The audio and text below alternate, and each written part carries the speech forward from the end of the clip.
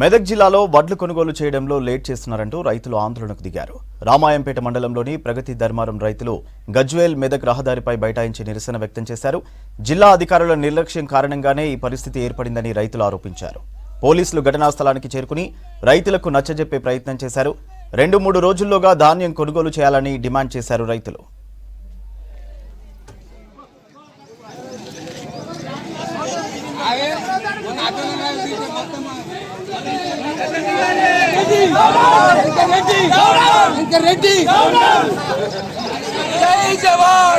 వాళ్ళ జిల్లాలో సొంత జిల్లాలో అయితే మంత్ర జిల్లాలో కానీ ఎమ్మెల్యేల జిల్లాలో కానీ వాళ్ళ జిల్లాలలో మొత్తం వడ్లు కంప్లీట్ అయిపోయినాయి. వాళ్ళు తుకాలు కూడా పోసుకుంటున్నారు.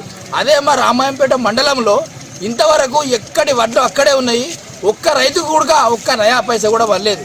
వాళ్ళు రైతులు మరి మా ఊరు రైతులు వాళ్ళకు ఓట్లు వేయలేదా, మరి వేసిరా, మరి వాళ్ళకే తెలుసు. ఇంతవరకు వరి కోతలు అయిపోయి దాదాపు 2 నెలలకు 3 నెలలు గడుస్తుంది. వాళ్ళు మిషన్ వాళ్ళకి డబ్బులు ఇవ్వలేదు.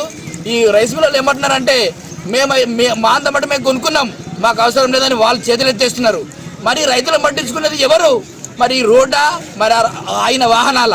మరి మరి మరి ఇంతవరకు ఒక అధికారి ఇంతవరకు రాలేదు. మా ఊరికి ఇన్ఛార్జీలు ఒక మరి ఎంఈఓ గారు వాళ్ళు ఎవరు ఇంతవరకు కూడా పట్టించుకోలేదు. ఒక్క పైసా కూడా పడలేదు రైతుల అకౌంట్లో, ఒక గింజ కూడా కొనలేదు. అక్కడ దాదాపు ఒక 30 లారీల 40 లారీల వడ్లు అక్కడ ఐకేపీలో ఉన్నాయి.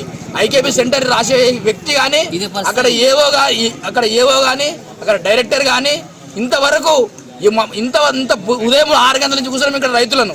ఇక్కడ ఇంతవరకు కూర్చున్నా కూడా ఏ ఒక్క అధికారి వచ్చి మరి ఏమైంది, మీ పరిస్థితి ఏంది, ఇంతవరకు వచ్చి మమ్మల్ని ఇంతవరకు అడిగిన వ్యక్తి ఎవరు లేరు.